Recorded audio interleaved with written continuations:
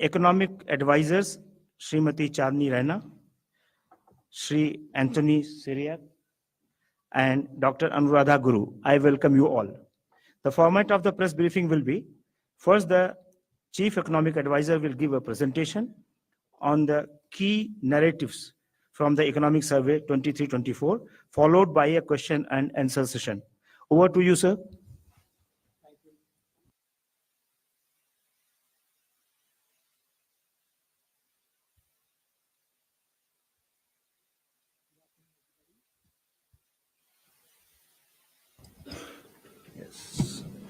Good afternoon, everybody, and thank you for being here. Just a personal declaration. We didn't organize the rain to make it difficult for you to come here. So, but we welcome it, like all of you would, given the temperature we have been facing for the last several weeks. And thank you for being here. This morning, Mint very helpfully reminded me of what I wrote in the interim economic review in January. I had spoken about global factors, the introduction of artificial intelligence, the need to balance energy security and energy transition, and of course the imperatives of employment and skilling. Now this economic survey actually picks up on those themes. And more importantly, it tries to identify the areas and actions that we need to take such that these four important challenges can be addressed as best as possible. In some sense, this survey picks up on the theme that all hands on the table must be there, and no economic approach will be exclusionary or will be excluded. We need manufacturing, we need services, we need agriculture. We need the public and private sectors to act together. We need union and state governments to act together. Because given the way the global conditions are evolving, we don't have the luxury of picking and choosing specific approaches in our path towards Viksit Bharat. And that is the overall theme of the survey itself. First, the global outlook. You can see on the charts here that both merchandise trade volume and industrial production growth have steadily come down in terms of the averages over the last 20 years or so. Somewhere between 5 and 10%, they have come down to between 0 and 5, and now they are struggling to even stay above the 0 line. So in general, global growth and global trade volume growth will be difficult to come by. And therefore, the way we can grow our exports will not be because the trade pie is growing, but because we have to grab market share in terms of competitiveness and quality, etc. And second factor, there is global protectionism and a sense of nationalism just in time giving way to the idea of just in case. Security dominates efficiency. Supply security dominates supply efficiencies. And you can see that in the last 3-4 years, protective actions have actually moved up very, very sharply, trade protective actions. And the reasons cited are on the right side: competitiveness, climate change mitigation, national security, geopolitical compulsions, concerns, etc. But this is going to be with us for quite some time. So we need to be mindful of that. And then the climate challenge and geopolitical fragmentation. We will be speaking more about the climate challenge later on in the presentation. It is about balancing, as I have written also many times in the last 2 years, it's about balancing economic development and also energy transition. But let's remember, historically, energy transitions have not happened in a single generation. Václav Smil has written a lot about it. And especially with so many countries going at it together. I can have it here. Especially with several countries attempting net zero at the same time and trying to achieve energy transition, it is going to be a major issue in terms of resource availability, etc., etc. And then when it comes to geopolitical fragmentation, we are seeing it every other day as well. And this chart on the right shows you how much the the mention of geopolitical fragmentation is happening in corporate earnings releases and announcements and so on and so forth. From a bipolar to unipolar to multipolar world and different blocks emerging, etc. It is something that will be with us for some time. So these are the four headwinds that did not, for example, affect East Asia. Japan, East Asia, or China, when they were making their transition from lower income to higher income countries, they didn't have to face these headwinds. From 1979 to 2015, China, for example, did not have to worry so much about geopolitical fragmentation, climate challenge, and global trade. Globalization was at its peak. So we have to now chart our path to Viksit Bharat amidst these headwinds. That is why domestic growth becomes very, very important. Now we first quickly go through the state of the economy, where we are, which is covered in chapter 1 of the economic survey. There is momentum in the economy. In fact, we are now 1 quarter in the new financial year, and even high frequency indicators are telling us that the economy is carrying on the momentum that we have seen until the end of March 2024, when we grew at 8.2%. So the average growth rate in the last 3 years up to March 24 has been around 8%. And as we write in the survey, real GDP is 20% above the pre-pandemic levels.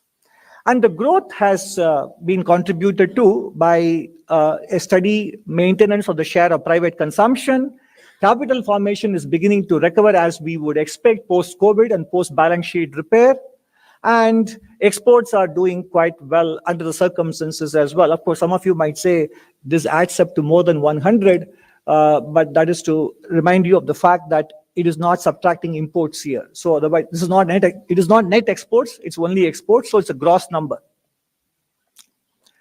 And investment is being driven by not only by public sector capital formation. Both union and state governments have clearly been spearheading the capital formation. But let me also tell you that private capex has been growing. Private capex has recovered after the stagnation or decline we saw in 1920 and 2021.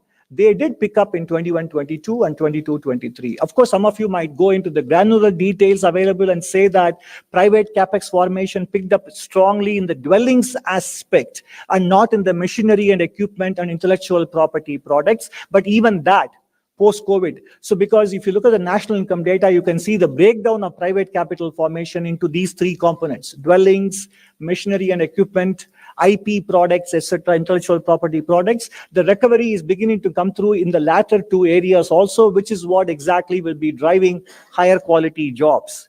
And household savings in physical assets has improved, and we have written enough about it. Households are not in distress.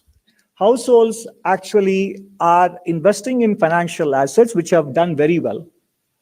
Especially in the last 4 years, the foray of retail investors into stock markets through systematic investment plans, through mutual fund investments, has been quite prolifically documented. And our national income data do not record these at market prices. And that is the reason why there is a feeling that financial liabilities have grown faster than financial assets of households. But financial assets of households are not marked to market. So households are doing quite well in the aggregate. And if you also see the default statistics of small ticket loans, etc., they do not flag any signs of distress. And I have also written about them in occasional columns, etc. When it comes to the agricultural sector, which is the topic of a usual special chapter, and also a box item in the economic survey in chapter 5, of course, the food grain production in crores of tons, 329 million tons, slight decline compared to the previous year because of the erratic monsoon. And also, let me tell you that this year, we will see a chart later, the monsoon is not exactly proceeding as the IMD told us before the monsoon season began. And while MSPs have been ensuring remunerative prices, we also need to encourage crop diversification with our MSP policies going forward. And that is why I would like to draw your attention to the box item in chapter 5 as well. Industrial production, you can see a broad-based acceleration in all possible areas for the FY24, 9.5%, recovering very smartly from the overall growth of 2.1 in FY23. And the PLI schemes so far have garnered 1.28 lakh crores of investment, exports boosted by 4 lakh crores, employment generation of over 8.5 lakhs. So in that sense, the PLI schemes is actually gathering momentum, and the results are evident in several product areas such as electronics, pharma, etc. The PLI scheme is beginning to deliver very handsomely on key areas. The logistics performance is also contributing to the export resilience. Some of us might be wondering, what is the export resilience when the merchandise trade value growth appear to have declined in FY24? But you take away the petroleum products and gems and jewelry exports, even merchandise exports actually went up by little under 2% in FY24, apart from services growth. Whether it is the highway construction, or in terms of the introduction of new trains and the waiting times in toll plazas, and the number of airports doubling in the last 8-9 years compared to how much we had in the previous 67 years since independence. Container turnaround time at Indian ports, in fact, the seaport statistic, which is covered in the external sector chapter and the services sector chapter, we do talk about the fact that the seaport turnaround time in India is even doing better than some East Asian ports as well. And the pace of railway electrification has also been quite strong. So there is clearly a cumulative and the lagged effect of logistics infrastructure contributing to export resilience and also overall economic efficiency and the relief of supply side constraints. Services export growth, the story of the global capability centers is very well documented, but this captures all of them in one place. India in general is ranked 8th in the business services exports, and 2nd in world telecommunication, computer and information services exports. And overall, India has a 4.3% share. In terms of the share of global value chain related trade, India's GVC contribution has gone up by more than 12.5 percentage points in the last 20 odd years. And the remarkable growth of the global capability centers, starting from the number of centers rising threefold, and in terms of the installed GCC talent, in terms of number of employees, going from 400 to 3,400 in terms of the number of GCC centers operating in India. So clearly, this is one area which might be not only somewhat immune to the introduction of technology, but may actually benefit from it. Coming back to the macro parameters, external debt ratio is much lower than many other countries. In fact, we have a very interesting box item on whether a strong or a weaker rupee is in the overall interest of balance of payments of India, taking both the trade and the capital flows together. From a BOP perspective, what kind of currency stance will be of help to India? It's an empirical exercise. It doesn't have any ideological preference on our part. We simply have recorded what the data tell us. It's very interesting, given that India has a very low external debt ratio. A weak currency doesn't hurt. If India had a very large dollar exposure, a weak currency will be problematic, because what you gain on the trade side, you might lose on the external liability side. But that is not the case with India. You may want to check out that box item. And exchange rate volatility is one of the lowest in emerging market space. And the current account, while it was a surplus in the fourth quarter, overall for the year, it's about 0.7% of GDP. Last time when I stood in front of you in January 2023, we had just completed 1 year of recovery post-COVID. Now we are into our 4th year. And the main theme of the last full economic survey was how the medium-term growth is going to be supported by a much improved corporate and financial sector balance sheet. And that is what we are seeing today in terms of the non-food, non-personal loan growth running at more than 15%. and NPA ratios declining to 2.8%, etc. As long as we can keep the financial cycle going for a longer period, we can be reasonably assured of a baseline growth of at least 6.5%.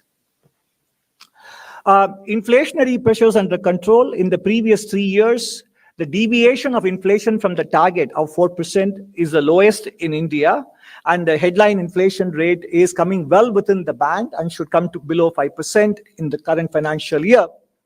And of course, you all know that the core inflation is running well below 4%. Monetary policy transmission is evident, and monetary policy stance may not necessarily be considered restrictive given the fact that credit growth is running in double digits as well. And both a slew of administrative measures and monetary policy combined to make sure that inflation never got out of hand. And compared to many other nations, the fact that we had a very small deviation from our target was facilitated by the proactive both fiscal and non-fiscal administrative measures and monetary policy measures taken. The continued improvement in the quality of government expenditure at the union government side is continuing from 88 and 12% ratio between revenue and capital. We are now between 79 and 21. So in some sense, you can see here that the decomposition of the fiscal deficit shows that capital outlay has been consistently increasing. And this is the World Bank recently has a development update, which is probably on its way. And they talk about the fact that India's public sector capital formation is actually crowding in the private sector capital formation. Now, ultimately, all these macroeconomic statistics have to result in the most important variable that the public is looking for, our Indian formal sector creating enough jobs. If you look at it, based on the returns filed by Indian factories, about 2 lakh of them, in the annual survey of industries, factories which are more than 100 workers, they constitute roughly about 21% of the total number of 2 lakh factories. But they constitute 80% of the workforce. Therefore, it is heartening to see that the workforce growth rate in these factories, which have more than 100 workers, is 13.2% in the last 4 years, compared to the growth rate of only 4.8% in relatively smaller factories. So on top of a larger base of workers in the aggregate, factories with more than 100 workers are actually seeing their workforce rise faster as well. And that is a very good sign of formalization of the Indian manufacturing sector. And this is from the ASI data, which is available until 21-22. This is as far as the current state of affairs goes. Coming back to what I said at the very beginning, we are facing a very challenging global environment combined with climate change narrative and the change, and therefore we need to make sure that we pursue all possible approaches without any doctrinaire orientation or ideological orientation. If anything, pragmatism has to be the policy mantra. And second, in terms of the kind of reform that we need to do, it is no longer about the big ticket reforms that dominate your front pages, but more about the grunt work. It's about the nuts and bolts of governance. It's about the plumbing of governance that we need to get right in order to be able to drive growth forward. And that is the theme of Chapter 5 of the economic survey. What are the ways, what are the sectors, and what are the ways in which we can ensure that growth continues at a pace by which we can have a fair shot at our aspiration of Viksit Bharat by 2047. It is about generating productive employment. We have a few ideas, addressing the skill gap challenge. And by the way, agriculture can be a very important engine of growth.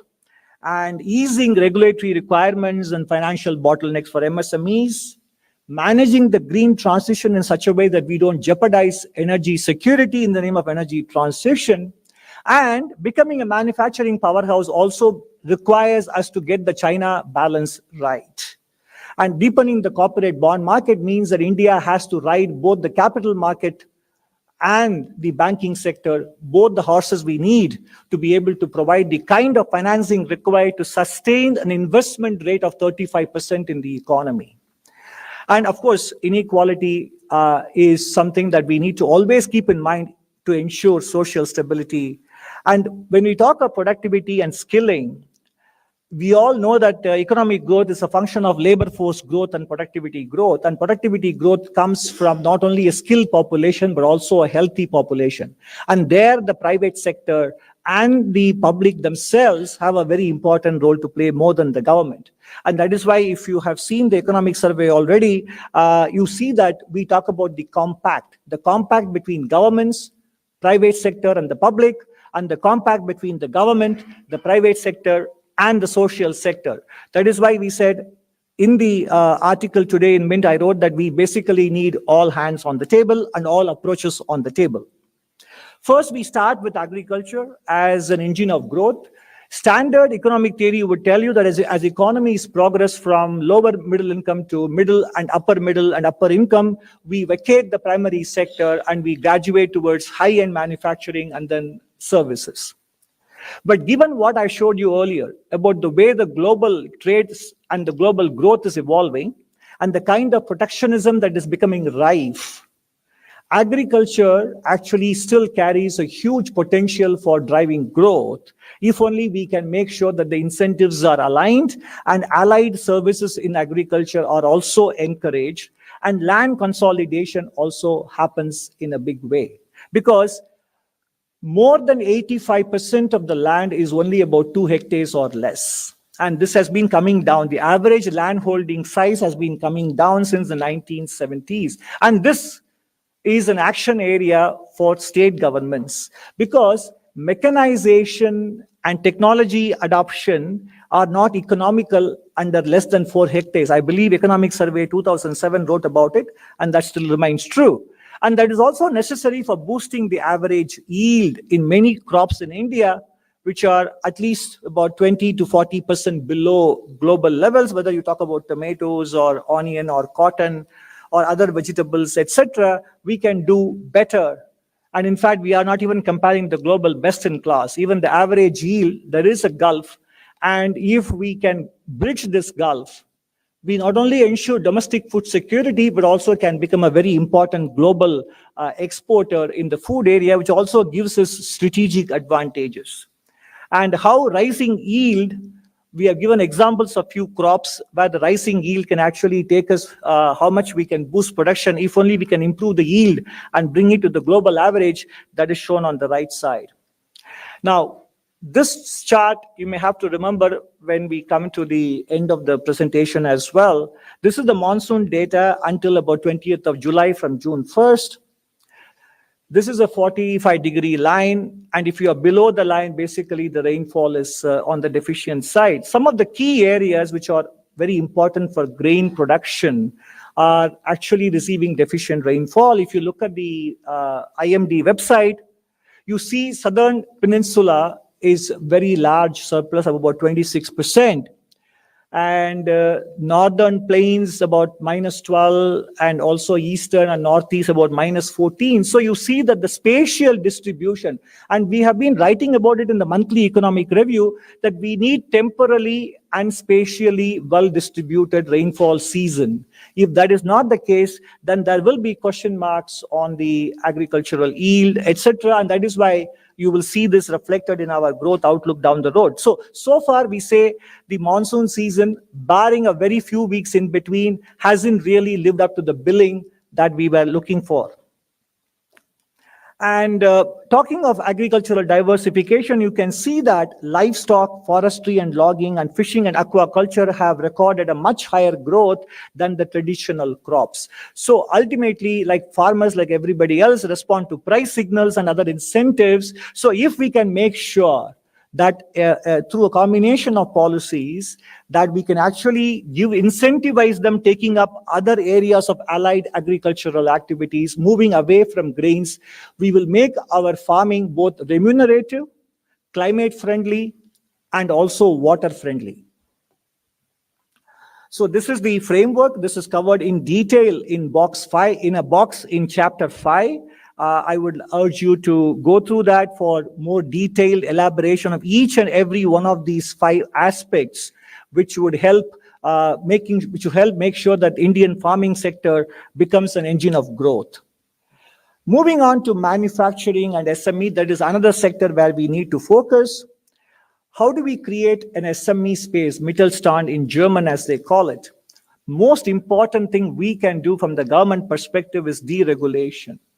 Threshold-based incentives must have sunset clauses, but more importantly, much of the action is required at the state government level and local government level as well, which is where much of licensing, inspection, and compliance, the LIC acronym, is very important to loosen the grip in the local government level. And then when it comes to skilling, most of our entrepreneurs are very instinctively entrepreneurial, understand their business and customers very well. Where they need trainings with respect to financial management, working capital, inventory management, etc. So targeted interventions will have a big bang for the buck in terms of boosting their productivity. Other important aspect of the LIC being loosened is that most of the small enterprises have very limited management bandwidth.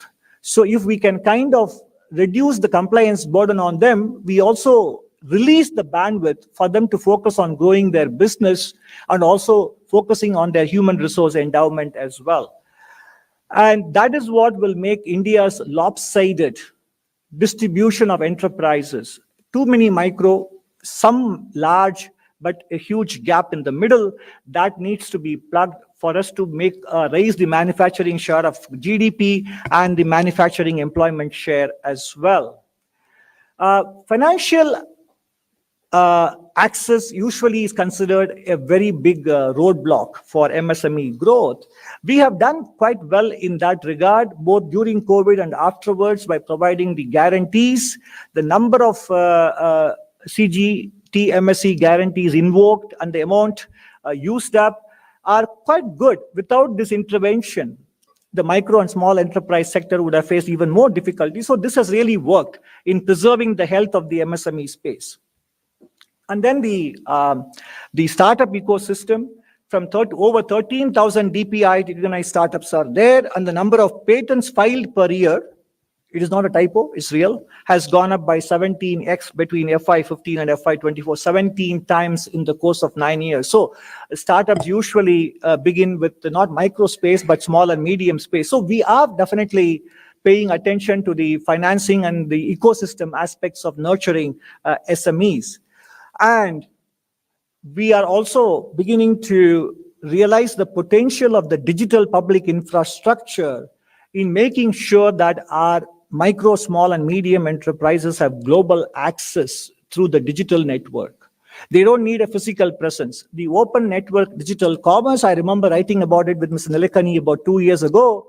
It has a very big potential to make our even small enterprises global players. And you can see the statistics here in terms of the number of cities being covered, number of transactions happening.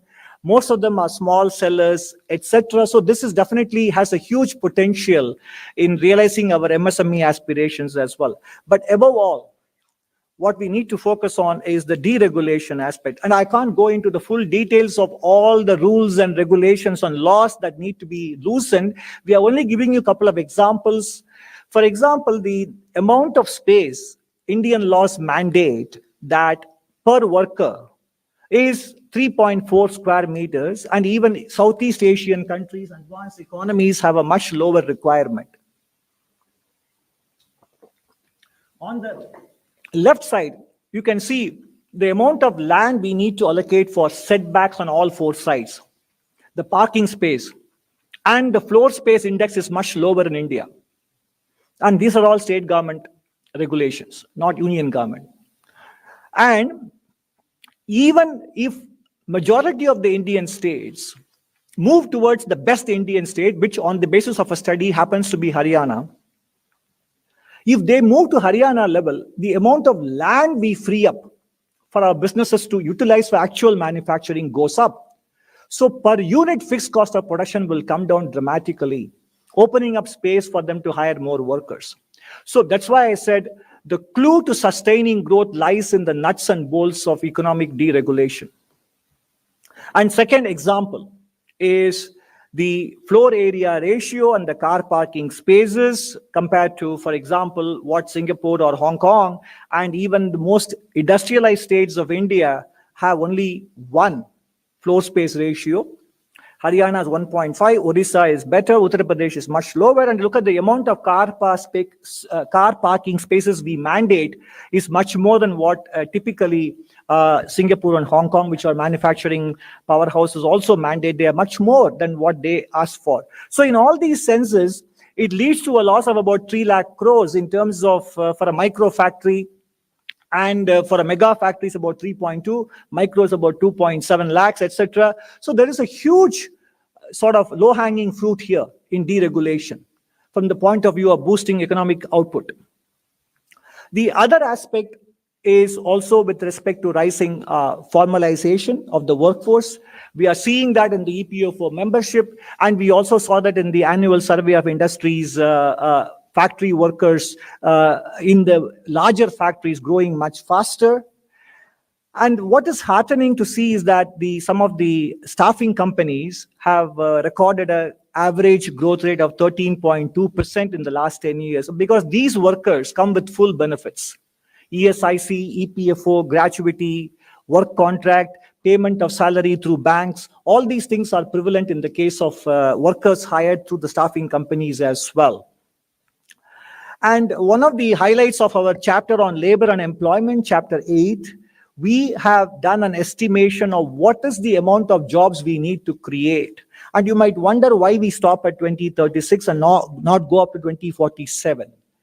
If you look at the population estimates given by Ministry of Health in July 2020 in a publication which is open access, they project India's population until 2036. So based on those projections, we estimate that India basically needs to create roughly around 8 million jobs or 80 lakh jobs per annum. The calculations and the assumptions are given in the survey as well.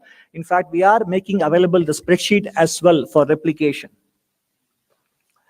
And what is heartening with respect to the skilling requirements is that earlier, we used to worry a lot about enrollment in higher education. That is no longer the concern in India. The aspirations have shifted. It's about learning outcomes.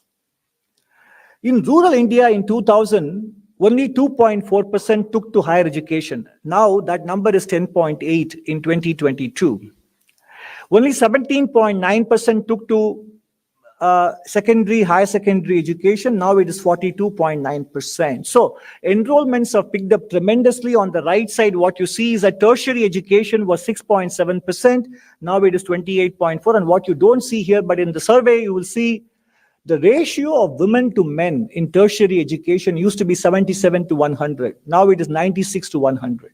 So there is no more of a gap between women and men enrolling in higher education, the fruits of which will be evident to us in the coming years. And I talked about 2 examples of deregulation. This is the third example. Number of activities restricted for women in different states is totaling 139. We just took a sample of about 10 states. This is based on some very good work done by an independent agency. So when we talk of boosting female labor force participation rate, boosting production, etc., again, this is in the realm of state government. Some of these restrictions are preventing women from participating more in the labor market. Skilling, what used to be 33.3%, the proportion of people who take the employability test and pass was only 1/3. Now it is more than 1/2. But still we can say that the journey has been impressive, but the task ahead still is quite large, with little under half still not considered employable based on this national test being administered. But the progress is important to make note of. The other aspect that which I have written about in the preface and also is importantly covered in the chapter on employment and labor. Artificial intelligence, apart from its extremely high energy intensity and requirements, is covered in the discussions on climate chapter and in the special essay in chapter 13. The impact of AI is still not very well understood across the world. While the GCC kind of jobs may not be very easily affected in the near term, some of the business process outsourcing jobs may be affected, which AI can very easily done. Medical transcript reading, image creation, animation, etc., can be easily taken over. So India may have a slight short-term negative impact followed by a medium-term positive impact. Therefore, it is necessary for the Indian corporate sector, both information technology and non-IT sector, to find the right balance between deployment of technology and deployment of labor. Because without labor income, without labor employment, there is no demand growth, which means it comes back to hurt the corporate's top line and bottom line as well. So they need to see this as a win-win. How to make sure that the deployment of technology does not hurt the labor share of income and the capital share of income is a very important medium-term challenge from the corporate's own self-interest perspective.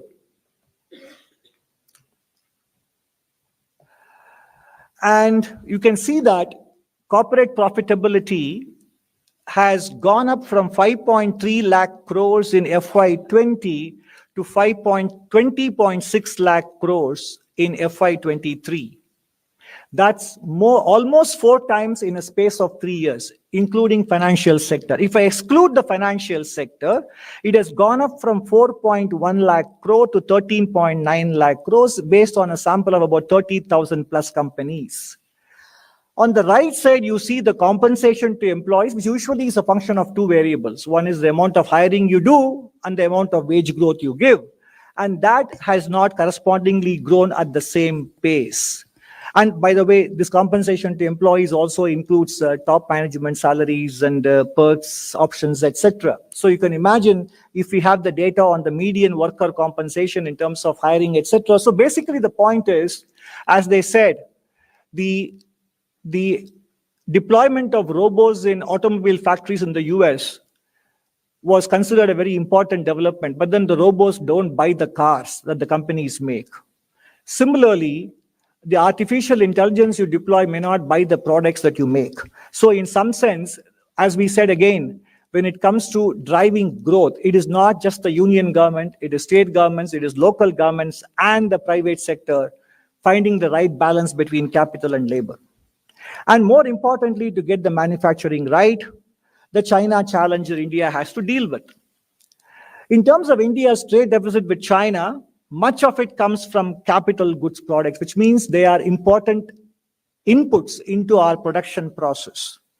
And the trade deficit is roughly around $87 billion as of now. And trade diversion by the West away from China can actually cause India to widen the trade deficit. Indian industries will be placed as intermediate suppliers between China and the West, and the drive for enhanced manufacturing capacity within India may also make us more dependent on capital goods because Chinese capital goods manufacturers have also eliminated competition in Europe elsewhere. So we have no alternative choices to depend on. And in the near term, the negative capacity utilization change, i.e. idle capacity in China on the left, and more strangely or somewhat disappointingly, their willingness to stay in the low-skill manufacturing, low-intensity manufacturing, despite making considerable progress in battery technology, electric vehicles, etc., high labor content, low value added, and low skill manufactured goods, they are still very much present and they are rising as well, whether it is knitted apparel, footwear, leather, etc. So you take both these things together, this could be one of the risk factors making India's capital formation grow more slowly than otherwise. So given this, if we continue to import goods from China, given that they have excess capacity and they are also considerably foraying back into low-skill manufacturing, the trade deficit will only continue to widen. Therefore, we need to strike the right balance between import of goods and import of capital, i.e. FDI. This is also a box item in Chapter 5. Brazil and Turkey, for example, they raised barriers to imports of EVs from China, but incentivized FDI from China for EV manufacturing in their countries. So this is the kind of balance we need to figure out as well. Coming to climate change, which is the topic of Chapter 6 and the special essay Chapter 13, look, nobody is in denial, especially those of us living in Delhi, can very well understand that climate change is a reality, global warming is a reality, and it is mostly anthropogenic. There is no question about that since 1980s. But the question is, life is only about trade-offs, whether it is personal decision-making or economic decision-making, it's about trade-offs. We have to recognize that if we go too fast into renewable energy, we become overly dependent on single country for the resources. Technological challenge is still there.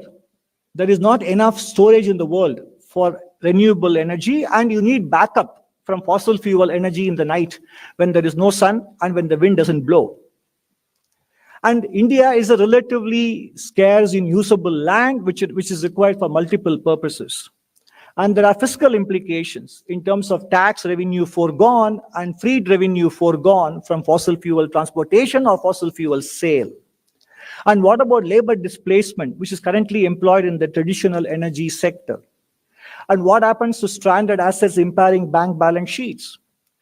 And given that we are investing a lot in public mobility as well, we need to strike the right balance between e-mobility, which is personal in nature, and public transportation like metro, rail, etc. So these are the multiple considerations we need to factor in when we pursue our energy transition.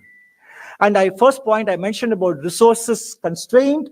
The red color is very ubiquitous in this slide, and you can see that the dependence on China for cobalt, lithium, graphite, given their processing capabilities, geographical concentration of refined products, and as well as dominating in the downstream and mainstream EV supply chain. This is a reality. And there's an article in The Economist in May which talks about some solar wafer making equipment being exported to India, being delayed, etc. So between modules, cells, and wafers and polysilicon, we have made some headway in solar module manufacturing, somewhat less so in solar cell manufacturing, but wafer, we are in the early stage. But the wafer making equipments have to come from China. So in that sense, we need to understand all these dimensions as we manage our energy transition as well. And look at the amount of revenue we generate from coal-free transport for the railways, and the amount of tax revenues we collect between center and states by selling petrol and diesel. It's about 7.5 lakh crores every year. So the speed with which we abandon ICE engine-driven vehicles will also impact sale of petrol and diesel, and therefore tax revenue.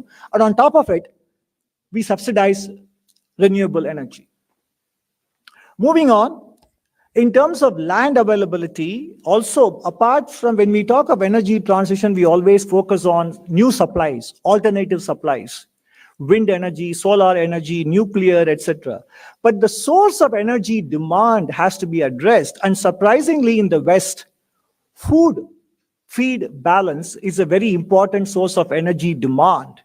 And therefore, the amount of land that gets freed up in terms of and India actually is a good example in making sure, as we'll see in the next slide, India actually has a much better balance in terms of food versus feed, in devoting the amount of land we need for feeding the population and feeding animals. So the land that is freed up in having a better diet mix will go towards making land available for renewable energy. You see the chart here. India has a very low share of cereals allocated to animal feed.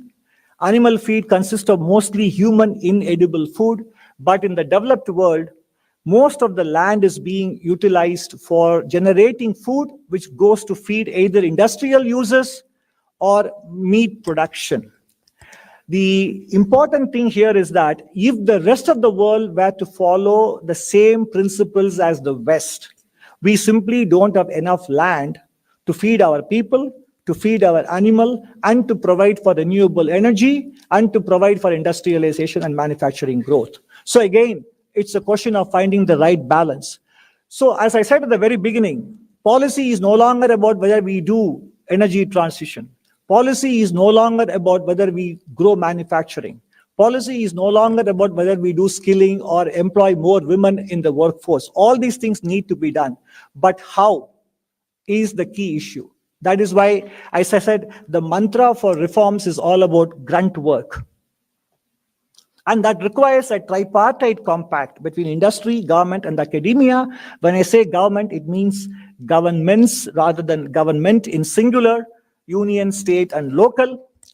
And as far as the private sector is concerned, on the left, abandoning short-termism, focusing on job creation, investment in R&D, because Indian private sector has a very low R&D investment, and carefully deploying capital and energy intensive technologies. AI actually is highly energy intensive.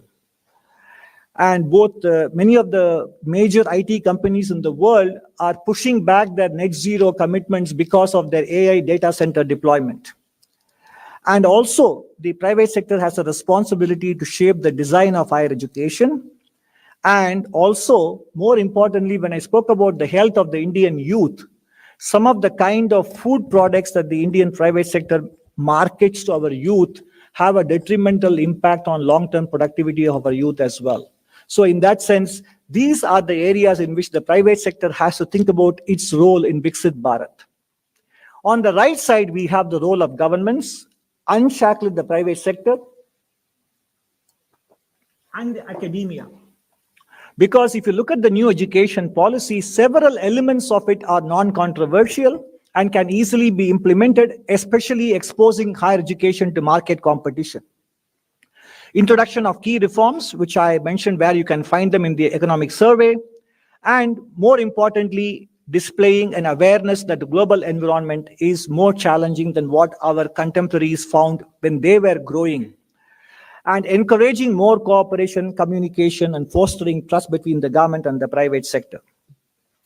Now, we may have written 476 pages, but you will focus on only one paragraph in chapter 1, State of the Economy.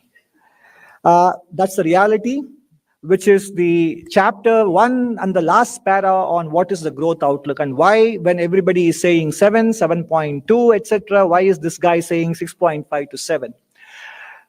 We are not pessimistic. We are actually very optimistic about growth, but we are also mindful of the challenges which I listed to you, about the way the monsoon has progressed, about how, since we wrote the interim economic survey, so to speak, in January, where we were more confident about 7%, since then the global environment has become even more polarized. And financial market valuations are much more elevated. So given that we feel 7% is doable, but yet we want to be not necessarily cautious, but somewhat prudent in projecting, we would rather be very pleasantly surprised than being forced to face disappointments. And that is why we are projecting a growth rate of between 6.5 and 7. And last year, when I stood in front of you in January 23, at that time also, I was cautious in my growth projection. In fact, I said the downside risks would dominate the upside for FY24, but I was very happy to be proven wrong.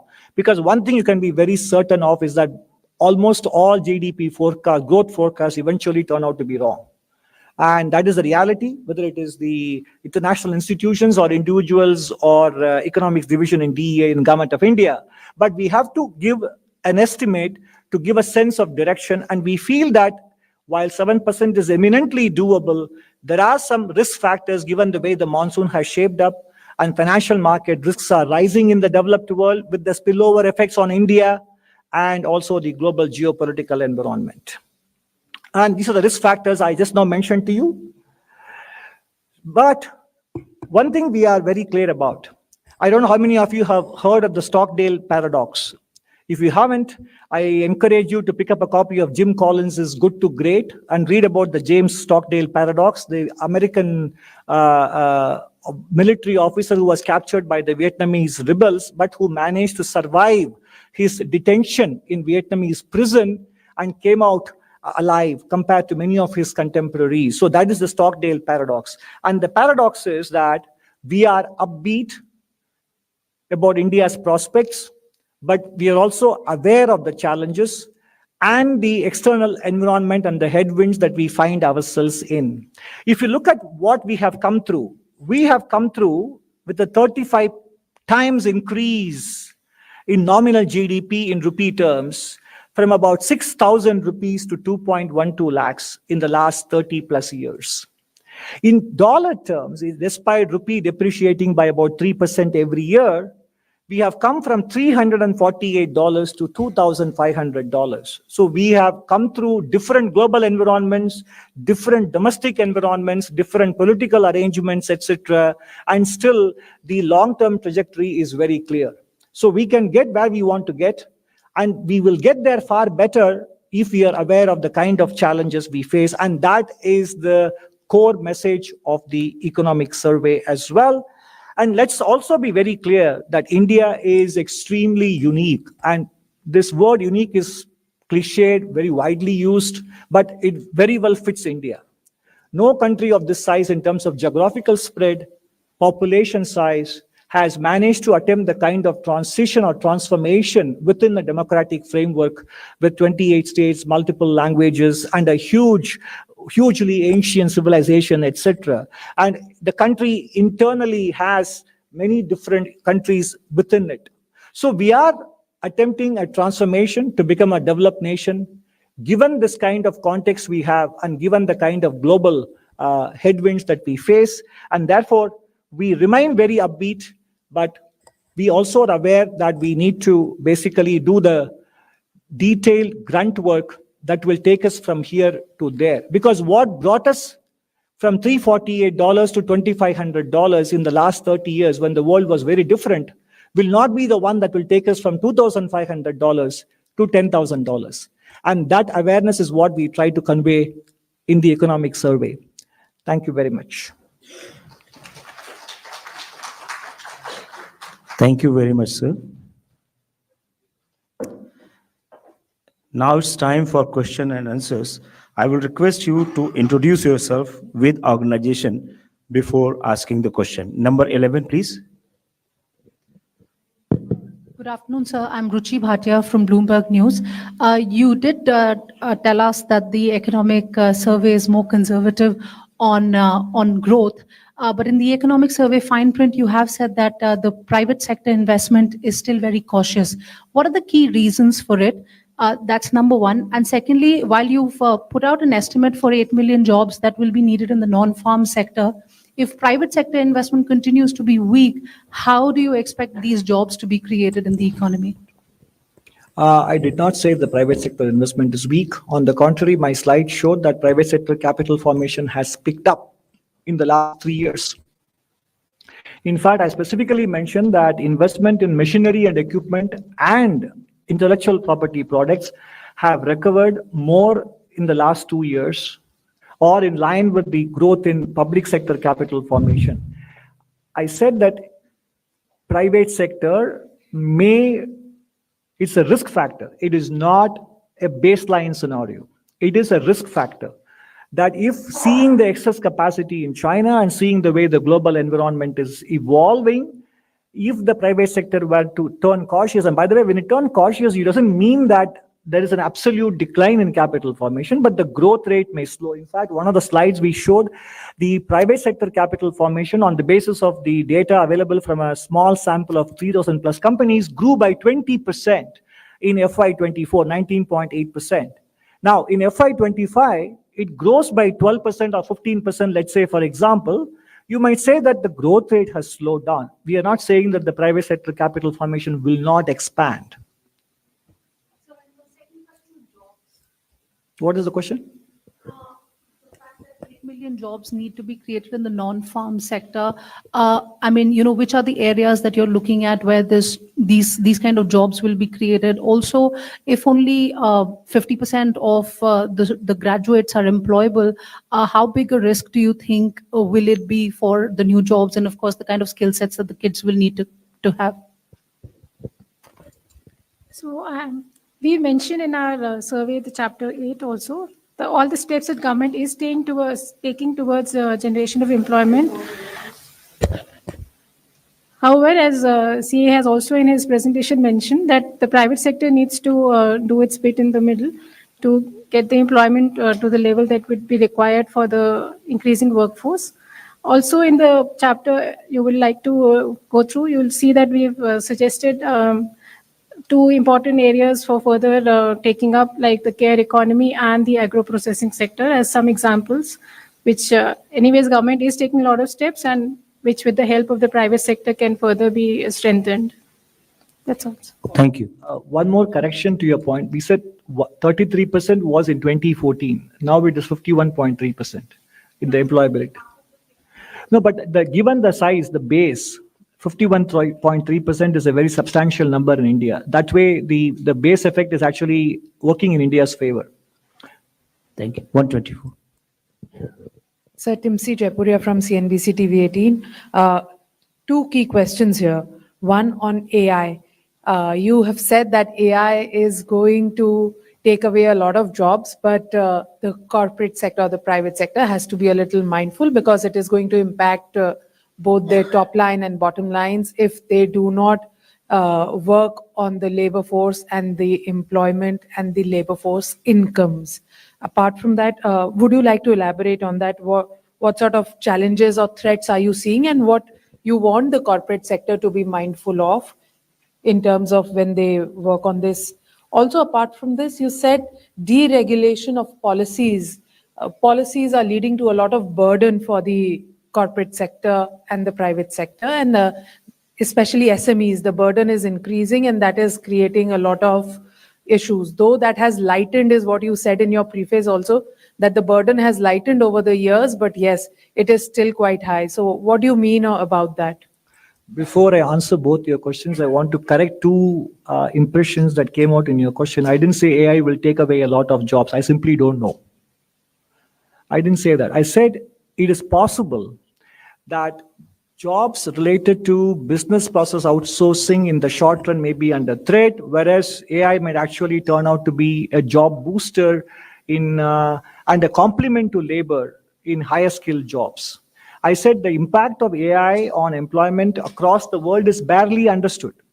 So it is very early days to talk about lot of jobs will be lost or too little jobs will be lost. Nobody knows. To be mindful of the possibilities, and we need to make sure that as we deploy AI, we also prepare the population to be able to participate in it by redesigning curriculum, by creating in-house courses, etc., to make them AI employable and AI compatible.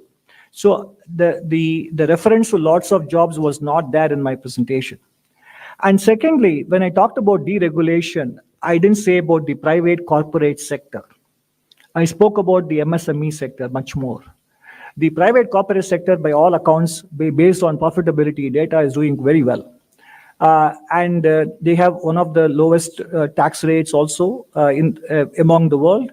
So important from the point of view of boosting manufacturing and creating a middle stand, the spine or the vertebrae of the economy, which is basically the small and medium enterprises. And that is where deregulation will have a much bigger bang for the buck. And we have given some examples in the presentation and also in the survey. But ultimately, it is an area which predominantly, not fully, predominantly lies with the state governments, and they have to look at their respect to statutes, rules, regulations, inspection, and compliances to be able to unshackle the productive sectors. So just a small addition. If you can explain on the household savings, that how household savings are not dipping, but they are actually moving towards higher yielding areas. That's what also you mentioned. No, I think in the interest of time, we will probably move on to other questions because I have written about it in an article in Mint, for example, on the 29th of April in great detail. Sir, I'm Monica from the New Indian Express. Am I audible? Yeah. Sir, most economists, they are of the view that the government needs to revisit the inflation targeting regime because they think that the 4% target is quite high. And because of that, the borrowing costs are quite high. So can you please share your thoughts on this? On the 4%? Yeah, they think that the 4% target should be increased to 6% so that the borrowing costs, they come down and the interest rates become lower and can benefit common people and also investors. No, it should be the other way around. It should be the other way around, isn't it? Yeah, we actually create even I think we seem to be having some difficulty in understanding the very premise of your question. If the inflation target were to be, say, increased to 6, then the real rate being around 1%, then the nominal rates have to be at 7. So actually, they say that in a bid to push inflation lower, so they keep the interest rates high. So this is the logic they are giving. And they are also saying that there is a need to, consider both WPI and CPI while setting the inflation target. So if you could give some clarity Yeah, on I this. think probably this is a question better addressed at a Mint Street press conference in Mumbai. Thank you. 126 पीछे जाइए. हाँ. Sir मैं लक्ष्मण हूँ CNBC आवाज से. Capital market को लेके economic survey में कहा गया है कि the significant increase in retail investors in the stock market calls for careful consideration. मेरा क्वेश्चन ये है कि इक्विटी मार्केट के रेगुलेटर या फिर फाइनेंस मिनिस्ट्री से इकोनॉमिक एडवाइजर का क्या सजेशन है, किस तरह का रिकमेंडेशन है इस कैपिटल मार्केट में जो रिटेल इन्वेस्टर्स का पार्टिसिपेशन बढ़ रहा है उसे. So there is no problem with the participation of retail investors in the capital market. It is a very healthy thing. It has actually created a very good buffer for Indian markets in general, given an additional saving option or additional deployment of savings for our households in the last 4 years. So capital market participation by retail investors is a very healthy and a very welcome thing. The issue is in what kind of capital market participation that they are engaging in. Speculative trading in futures and options is something that I have commented upon earlier, and that's exactly the point that we are driving at, because they are not exactly benefiting either the households or the purpose of capital formation in the overall economy. 71 please. So Meghna Mittal from Money Control. You said that because in view of the current challenges that are there in the global environment space, lot of heavy lifting will have to be done on the domestic front in terms of growth. But do you also think that especially in agri growth and in the rural consumption, that can pose a significant challenge, especially because the monsoon has also not progressed the way the IMD had predicted? So what was the question? Was it a statement or a So I'm question? asking that on the because the lot of heavy lifting will have to be done on the domestic front, rural consumption and agri growth, can they pose a significant risk to the global to the domestic front as well?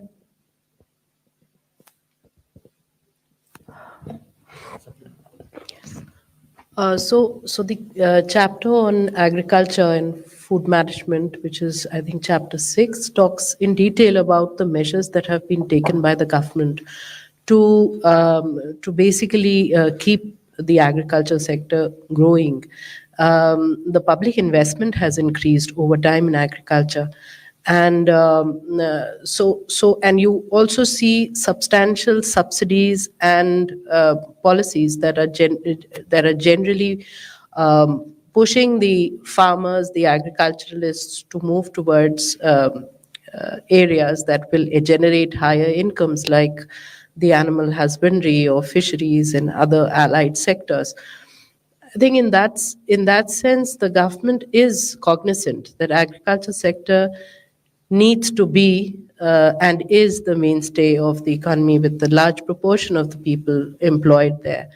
And it is taking measures, and therefore the focus is on that across all the subsectors within agriculture. If you look through the chapter, there's a detailed discussion about the policies, about the reason why those policies are being implemented, and their economic rationale. So if you go through it, I urge you to go through it, and you will have your answer. Thank you. 265 please.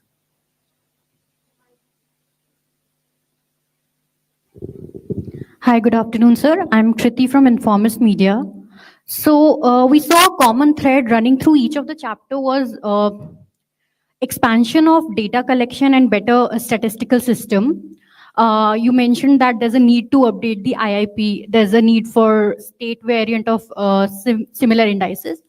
So what would be the roadmap for that? And is there a timeline for each of these stepping stone for overall system overhaul of the statistical system? And second, just one more question. You mentioned that despite good credit rating, India's sovereign green bonds have not garnered the kind of greenium you would have expected. So what do you think led to that, and how that could be fixed, and so that it is more attractive for the private players? Thank you. Sorry. On the first question on the statistical systems, all I can say is that the work is underway on all those aspects, and soon you will see these things becoming a reality in terms of newer indices with newer weights and newer components, etc. That is, work is very much underway at a brisk pace. By the way, the greenium issue is not peculiar to India. The greenium issue is an issue that plagues, and Chandini can correct me if I'm wrong, all green bond issuances across the world. It is not that there is something lacking in India's offering. In fact, we have a very high green rating. And I'll ask Chandini to supplement it. And therefore, it is about the private capital across the world and in India being willing to walk its talk on saying that we are interested in investing in green projects. It is not that India is missing something. Please. And I just want to add here that the greenium for India has not been that low. In fact, it is fairly of the same order that you will find elsewhere as well. I think it was the initial year, this is one of the first issues. We've just had it in 22-23. And then last year in December and November, December. And I think as we progress, this would improve. Our the sovereign green bond, in fact, has been rated medium green by Cicero, which is considered to be very good. It's a very robust evaluation of the framework that we have in place, and we've delineated various activities that we consider green. We are going to come out with a post-utilization analysis. So it's a fairly robust framework we have, and I think it is only going to improve as we move forward. Thank you. 266.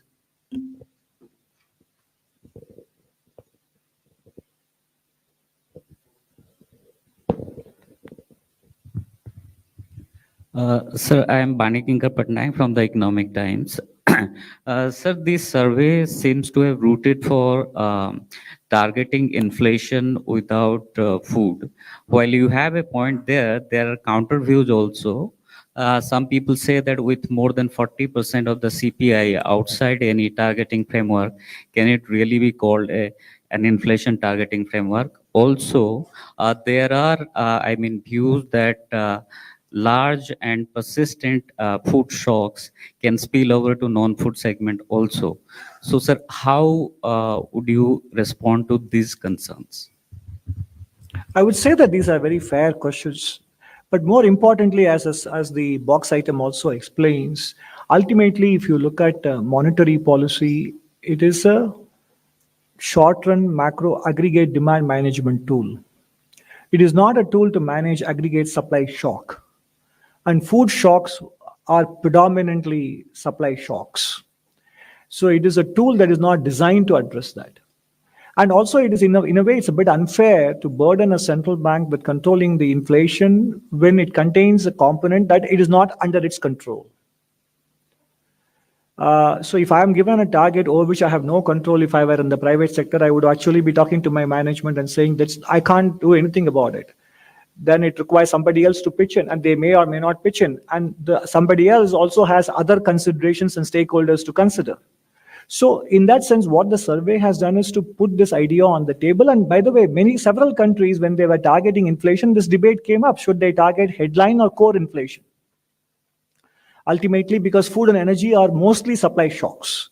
So this issue is not peculiar to India. And secondly, as we grow, as we become $7 trillion, $10 trillion economy, the share of food will come down. At that time, then the distinction between headline inflation and core inflation will disappear. So even in developed countries, despite the fact that food and energy shocks were relatively smaller in terms of weights, even there, this discussion has been very rife about what is the appropriate inflation metric to target. So for a large developing economy with a huge share of food item, even though it has come down over the years, it is a very relevant question to raise. 277. Hello, sir. Ruchika this side from Business Standard. Very interesting survey. One of the things that the survey talks about is that tax policies will play a critical role to tackle inequality. So, does it mean that, are you suggesting we should have higher tax on rich or some sort of a surcharge on super rich?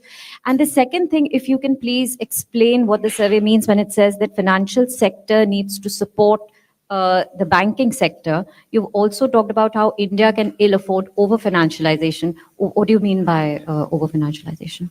Thank you. So the first point about the tax policy can play an important role in handling inequality. Is that right? Yeah, I mean, this is something that is widely debated. We have a progressive rate of taxes in both direct and indirect taxes, and that is what we mentioned. And ultimately, it also has implications over how we tax income versus how we income from labor and how we tax income from capital, etc. So those are the underlying questions behind that statement, underlying angles behind that statement. And over-financialization is exactly what I mentioned in response to an earlier question, is that when the pace of financialization of the economy or financial innovations in the capital markets is running faster than economic development, usually, and the Asian financial crisis is a classic example of that, usually it runs into trouble. So the introduction of derivative products, single stock futures, single stock, these are all things that for a country of this per capita income size, obviously is a very good financial innovation, but probably a little bit too early from the point of view of what it means for the underlying savings habits and channeling those savings into capital formation. So my response to an earlier question about F&O is exactly the example of the over-financialization we talked about. We will take last two questions. 280 पीछे दीजिए. Sir, Tarun from Z Business. Sir, first of all, sir, very innovative, very creative report, sir. Sir, you mentioned about the CSR things, sir. Sir, what you want to say in this report, sir? Because you mentioned the corporate has the more responsibility towards the CSR. Secondly, sir, the food inflation part, sir. Do you think it's a big risk, because we have seen in the past about the tomato prices, potato prices and onion prices? Do you think it's a major concern, especially for the food inflation sector? I'll come back to it.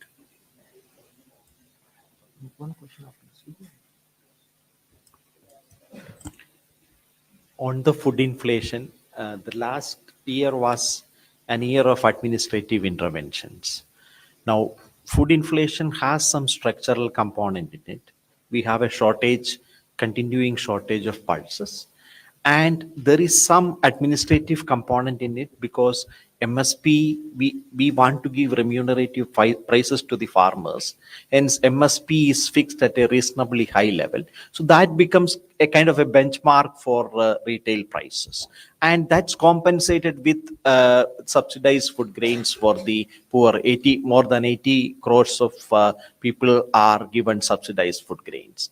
Now, on the food inflation, there is a transient component, there is a structural component, and there is an administrative component.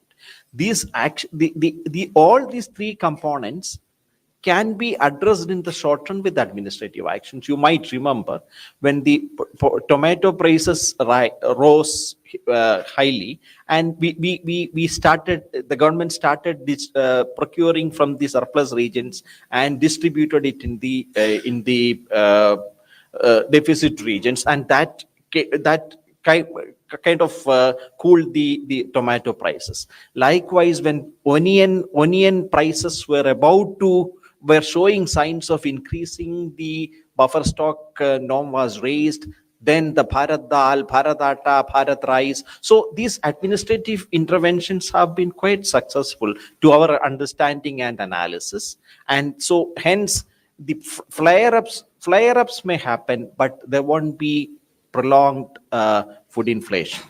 271, please. No, before that, sorry, he had another question on the private sector. So in one of the last few slides where I showed the tripartite compact, on the left side, I had mentioned very clearly some of the things that we expect the private sector to do. So this survey, as I've been mentioning repeatedly in the course of my presentation, is about delineating the fact that we need a lot of detailed, ground level, granular actions, which I simplified into the word grunt work. There is a lot of grunt work. But the grunt work, usually people immediately turn to the government, say what the government should. I'm saying there is action required on the part of the government at the center, government in the states, local governments, and more importantly, the private sector as well. Because that is where the action is in terms of job creation. Governments are responsible for facilitating them by deregulation, by making it easier. For example, we gave the example of the restrictions on women being employed in several sectors between day and night shifts, etc., land use restrictions. Those are all the ways in which the governments can help.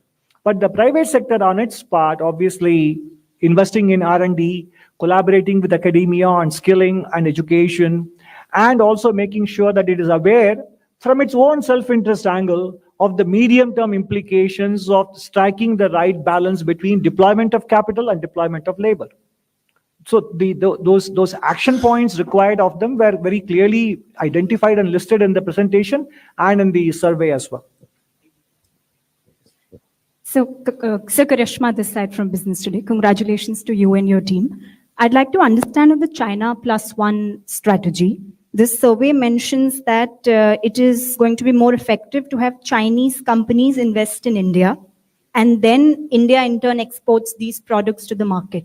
Sir, if I'm understanding right, are you relooking at the China Plus One strategy, and how viable is this for India on a geopolitical front? So I'm not re-looking at it. I'm asking for a re-examination. I'm saying that, I spent quite a bit of time on it in the presentation as well. I simply said there is a balance that's required between importing goods versus importing capital. That is all there is to it. And I gave the example of what Brazil and Turkey did. They banned the import of vehicles, but then they incentivized them investing in their own country. So because if you continue to import, your trade balance will keep widening. We have a large trade imbalance with them. And then it also means you are making yourself vulnerable. Whereas if you choose the areas in which you can have investments inside the country, then you also have a chance of Indian entrepreneurs picking up the know-how and at one point also becoming self-sufficient. So it's a question of choosing the right balance between import from a trade route and importing capital from the capital markets route. Okay, thank you. We end the press conference. Sir has to go actually for an important engagement. One last question can you take? Please. Sir Himanshu, there is one issue Prime Minister has repeatedly mentioned, the idea of a Viksit Bharat, and has been goading different departments and ministries to have a long-term vision of how India can actually become a Viksit Bharat by 2047. As part of that larger strategy and vision, what have you envisioned in your economic survey, and what is the kind of long-term strategy you think is required to make India a developed country by 2047? The entire survey, chapter 5, the medium-term outlook is exactly about that. Okay, thank you very much. And tea is arranged for all of you at fourth floor cafeteria. Please have high tea. Thank you very much. Thank you, sir. Declaration. We didn't organize the rain to make it difficult for you to come here. So, but we welcome it, like all of you would, given the temperature we have been facing for the last several weeks. And thank you for being here. This morning, Mint very helpfully reminded me of what I wrote in the interim economic review in January. I had spoken about global factors, the introduction of artificial intelligence, the need to balance energy security and energy transition, and of course, the imperatives of employment and skilling. Now, this economic survey actually picks up on those themes. And more importantly, it tries to identify the areas and actions that we need to take such that these 4 important challenges can be addressed as best as possible. In some sense, this survey picks up on the theme that all hands on the table must be there, and no economic approach will be exclusionary or will be excluded. We need manufacturing, we need services, We need agriculture. We need the public and private sectors to act together. We need union and state governments to act together. Because given the way the global conditions are evolving, we don't have the luxury of picking and choosing specific approaches in our path towards Viksit Bharat. And that is the overall theme of the survey itself. First, the global outlook. You can see on the charts here that both merchandise trade volume and industrial production growth have steadily come down in terms of the averages over the last 20 years or so. Somewhere between 5 and 10%, they have come down to between 0 and 5, and now they are struggling to even stay above the zero line. So in general, global growth and global trade volume growth will be difficult to come by. And therefore, the way we can grow our exports will not be because the trade pie is growing, but because we have to grab market share in terms of competitiveness and quality, etc. And second factor, there is global protectionism and a sense of nationalism just in time giving way to the idea of just in case. Security dominates efficiency. Supply security dominates supply efficiencies. And you can see that in the last 3-4 years, protective actions have actually moved up very, very sharply, trade protective actions. And the reasons cited are on the right side: competitiveness, climate change mitigation, national security, geopolitical compulsions, concerns, etc. But this is going to be with us for quite some time. So we need to be mindful of that. And then the climate challenge and geopolitical fragmentation. We will be speaking more about the climate challenge later on in the presentation. It is about balancing, as I have written also many times in the last 2 years, it's about balancing economic development and also energy transition. But let's remember, historically, energy transitions have not happened in a single generation. Václav Smil has written a lot about it, and especially with so many countries going at it together. I can have it here. Especially with several countries attempting net zero at the same time and trying to achieve energy transition, it is going to be a major issue in terms of resource availability, etc., etc. And then when it comes to geopolitical fragmentation, we are seeing it every other day as well. And this chart on the right shows you how much the mention of geopolitical fragmentation is happening in corporate earnings releases and announcements and so on and so forth. From a bipolar to unipolar to multipolar world and different blocks emerging, etc. It is something that will be with us for some time. So these are the 4 headwinds that did not, for example, affect East Asia. Japan, East Asia, or China, when they were making their transition from lower income to higher income countries, they didn't have to face these headwinds. From 1979 to 2015, China, for example, did not have to worry so much about geopolitical fragmentation, climate challenge, and global trade. Globalization was at its peak. So we have to now chart our path to Viksit Bharat amidst these headwinds. That is why domestic growth becomes very, very important. Now we first quickly go through the state of the economy, where we are, which is covered in chapter 1 of the economic survey. There is momentum in the economy. In fact, we are now 1 quarter in the new financial year, and even high frequency indicators are telling us that the economy is carrying on the momentum that we have seen until the end of March 2024, when we grew at 8.2%. So the average growth rate in the last 3 years up to March 24 has been around 8%. And as we write in the survey, real GDP is 20% above the pre-pandemic levels. And the growth has been contributed to by a steady maintenance of the share of private consumption. Capital formation is beginning to recover as we would expect post-COVID and post-balance sheet repair.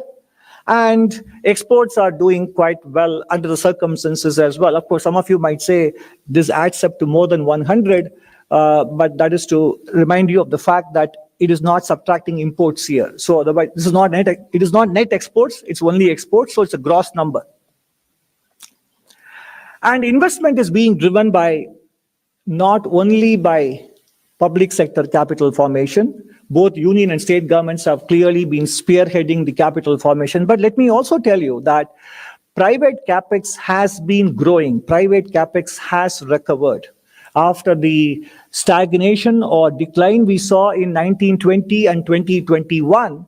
They did pick up in 21-22 and 22-23. Of course, some of you might go into the granular details available and say that private capex formation picked up strongly in the dwellings aspect and not in the machinery and equipment and intellectual property products. But even that, post-COVID. So because if you look at the national income data, you can see the breakdown of private capital formation into these three components: dwellings, machinery and equipment, IP products, etc., intellectual property products. The recovery is beginning to come through in the latter two areas also, which is what exactly will be driving higher quality jobs. And household savings in physical assets has improved, and we have written enough about it. Households are not in distress. Households actually are investing in financial assets, which have done very well. Especially in the last 4 years, the foray of retail investors into stock markets through systematic investment plans, through mutual fund investments has been quite prolifically documented. And our national income data do not record these at market prices. And that is the reason why there is a feeling that financial liabilities have grown faster than financial assets of households. But financial assets of households are not marked to market. So households are doing quite well in the aggregate. And if you also see the default statistics of small ticket loans, etc., they do not flag any signs of distress. And I have also written about them in occasional columns, etc. When it comes to the agricultural sector, which is the topic of a usual special chapter, and also a box item in the economic survey in chapter 5, of course, the food grain production in crores of tons, 329 million tons, slight decline compared to the previous year because of the erratic monsoon. And also, let me tell you that this year, we will see a chart later, the monsoon is not exactly proceeding as the IMD told us before the monsoon season began.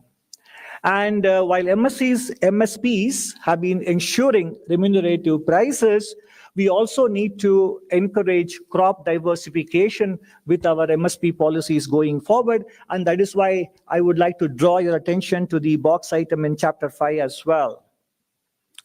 Industrial production, you can see a broad-based acceleration in all possible areas for the FY24, 9.5%, recovering very smartly from the overall growth of 2.1 in FY23. And the PLI schemes so far have garnered 1.28 lakh crores of investment, exports boosted by 4 lakh crores, employment generation of over 8.5 lakhs. So in that sense, the PLI schemes is actually gathering momentum, and the results are evident in several product areas such as electronics, pharma, etc. The PLI scheme is beginning to deliver very handsomely on key areas. The logistics performance is also contributing to the export resilience. Some of us might be wondering, what is the export resilience when the merchandise trade value growth appear to have declined in FY24? But you take away the petroleum products and gems and jewelry exports, even merchandise exports actually went up by little under 2% in FY24, apart from services growth. Whether it is the highway construction or in terms of the introduction of new trains and the waiting times in toll plazas, and the number of airports doubling in the last 8-9 years compared to how much we had in the previous 67 years since independence. Container turnaround time at Indian ports, in fact, the seaport statistic, which is covered in the external sector chapter and the services sector chapter, we do talk about the fact that the seaport turnaround time in India is even doing better than some East Asian ports as well. And the pace of railway electrification has also been quite strong. So there is clearly a cumulative and the lagged effect of logistics infrastructure contributing to export resilience and also overall economic efficiency and the relief of supply side constraints. Services export growth, the story of the global capability centers is very well documented, but this captures all of them in one place. India in general is ranked 8th in the business services exports and 2nd in world telecommunication, computer and information services exports. And overall, India has a 4.3% share.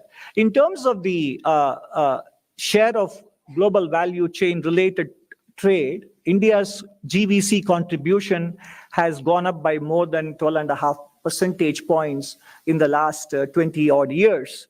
And the remarkable growth of the global capability centers, starting from the number of centers rising threefold, and in terms of the installed GCC talent, in terms of number of employees, going from 400 to 3,400 in terms of the number of GCC centers operating in India. So clearly, this is one area which might be not only somewhat immune to the introduction of technology, but may actually benefit from it.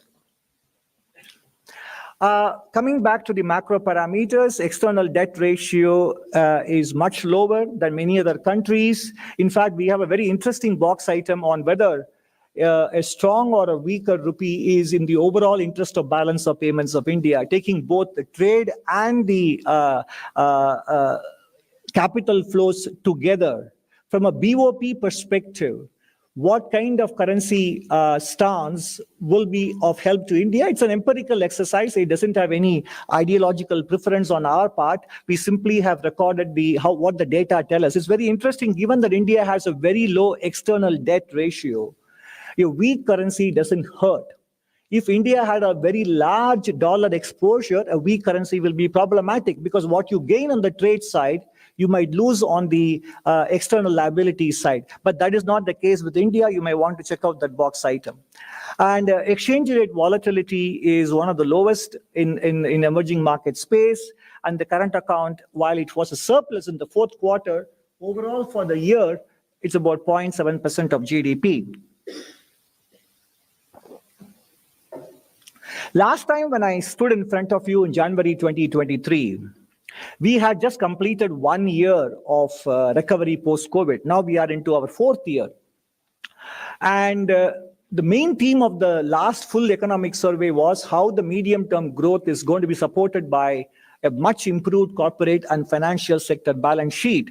And that is what we are seeing today in terms of the non-food, non-personal loan growth running at more than 15%. And NPA ratios declining to 2.8%, etc. As long as we can keep the financial cycle going for a longer period, we can be reasonably assured of a baseline growth of at least 6.5%. Inflationary pressures under control. In the previous